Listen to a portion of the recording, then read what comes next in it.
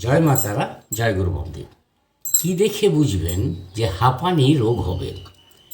জন্মকুণ্ডলিতে মিথুন, কুম্ভ ও তুলা রাশি শ্বাস প্রশ্বাসের উপর কর্তৃত্ব করে।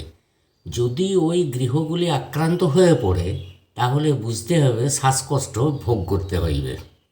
বুধ গ্রহ এই ব্যাধির কারক।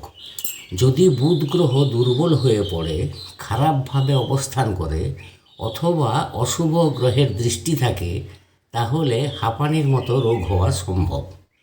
রাহু শ্বাস প্রণালীর উপর কর্তৃত্ব করে, সুতরাং রাহু যদি অশুভ গ্রহের দ্বারা আক্রান্ত হয় তাহলে শ্বাসকষ্ট হওয়া সম্ভব।